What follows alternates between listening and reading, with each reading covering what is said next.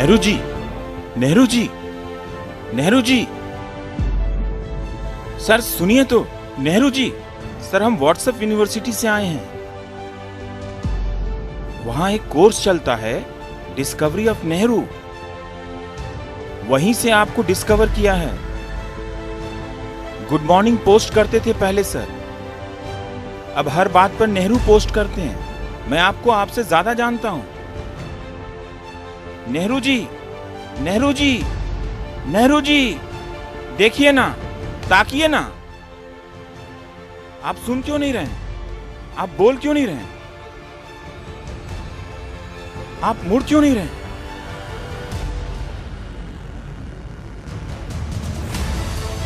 वाह, नेहरू जी मुड़ गए।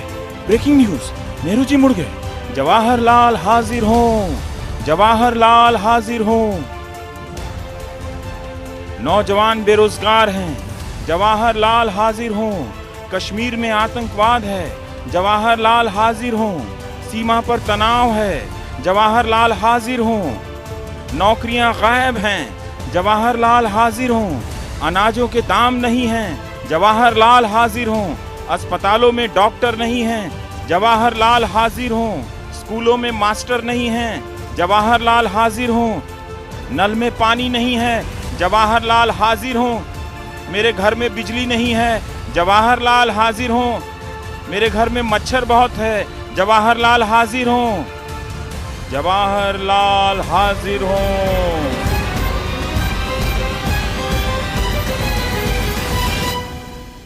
Jawaharlal Nehru declined a United States offer to India to take the permanent seat on the United Nations Security Council around 1953. Jawaharlal हाजिर हों।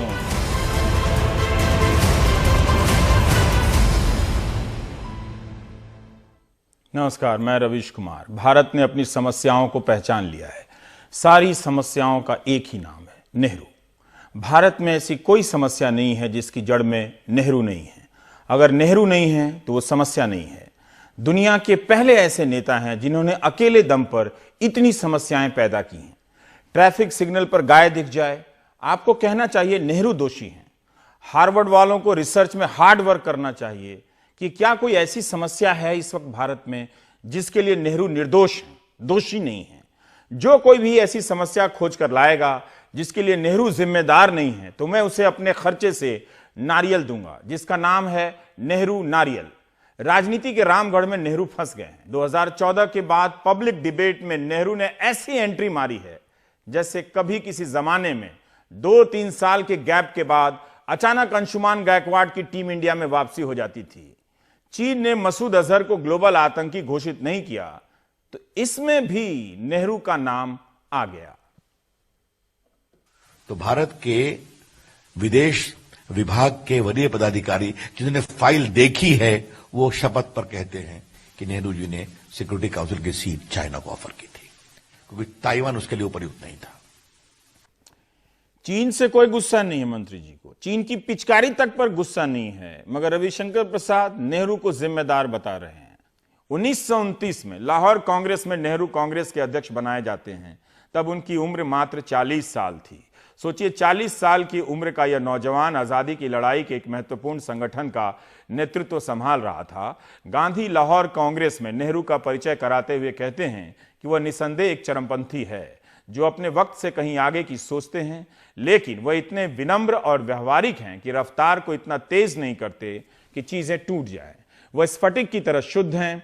उनकी सत्यनिष्ठा संदेह से परे है, जो भय और निंदा से परे है। राष्ट्र उनके हाथों में सुरक्षित है।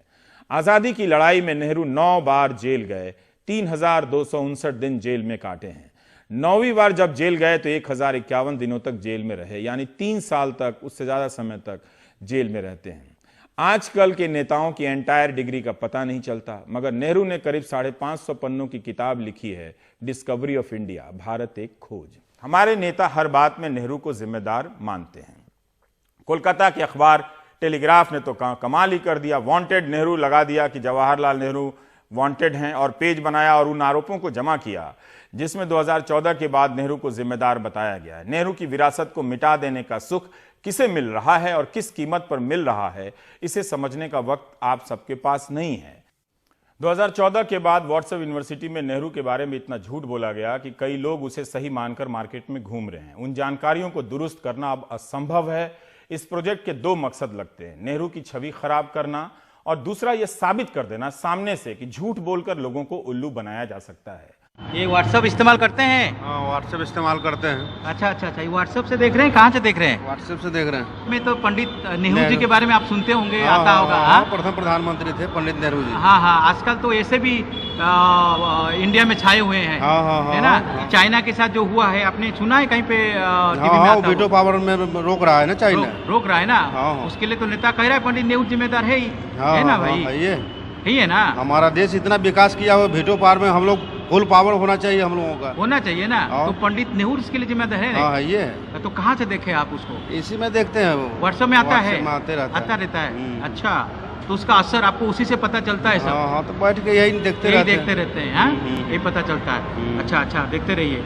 तो और भी जैसे आपका जितना कितना तनख्वाह मिलता है?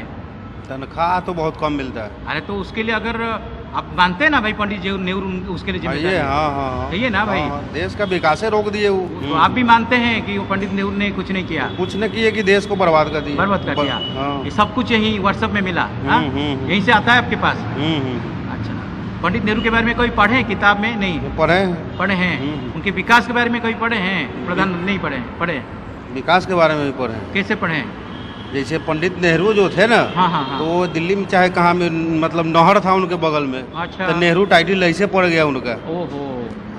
विकास तो कुछ न किए, वो तो दूर मतलब बांग्लादेश भी बनवा दिए, अच्छा, पाकिस्तान भी बनवा दिए, अच्छा। पाकिस्तान प्रधानमंत्री- आप मानते पाकिस्तान और बांग्लादेश को नेहरू जी ने डिवाइड करवा दिए पीएम के वजह से। अच्छा अच्छा, आप मोहम्मद जिन्ना के जो है ना, तो ये कहीं आप सब पढ़े हैं या व्हाट्सएप में पढ़े हैं? व्हाट्सएप में ज्यादा देखते रहते हैं। व्हाट्सएप में सब आता है आपके पास? हम्म, इसी से आपको लगता है सब कुछ सच है? बहुत अच्छी बात है, देखते रहिए। लेकिन आप वो जो सब कुछ व्हाट्सएप में ठीक भी नहीं होता है, थोड़ा सा 2017 अभी तक का उसका रिजल्ट तो आया है नहीं, उसमें मेरा हुआ तो था। उसके लिए तो पंडित नेहरू जिम्मेदार है यार। हाँ, वो कह तो है ही। सकते हैं, वो भी कह है। भी सकते हैं ना भाई। जो आजकल के नेता हैं, हाँ मंत्री है, हाँ। उनका कहना है आजकल जो भी काम आपका विफल हो रहा है, हाँ। उसके लिए पंडित नेहरू जी ही जिम्मेदार है। जिम्मेदार है ना? मतलब खुद के गिरबान में कोई झांकते नहीं है, हैं? मैं अगर कोई फैक्ट्री में मैनेजर हूँ तो मेरी जिम्मेदारी है कि पूरी फैक्ट्री का प्रेमिसेस में क्या क्या हो रहा है, चाहे एक्सीडेंट हो, चाहे पेमेंट सैलरी कम हो या कुछ हो, उसकी जिम्मेदारी कौन लेगा? वो एक मैनेजर, वहाँ के जो एक इंचार्ज होते हैं, वहाँ के जो जीएम होते हैं, उनकी जिम्मेदारी होती है, ना कि ये जिम्मेदारी होती है फलाने आए थे, फलाने ने ऐसा कर दिया इसलिए हम ऐसा कर रहे हैं। भाई साहब, एक लेख था, government is the people, by the people and for the people. नेताओं ने क्या कहा? ये सब खत्म है, बकवास है, ये एम्स यहाँ नहीं है। एम्स का नाम पता क्या कहेंगे? वो कुछ और कुछ भी नाम बता देंगे, और हम जैसे बेवकूफ़ लोग क्या कहें? हाँ, सही कह रहे हैं। जवाहरलाल हाजिर हों।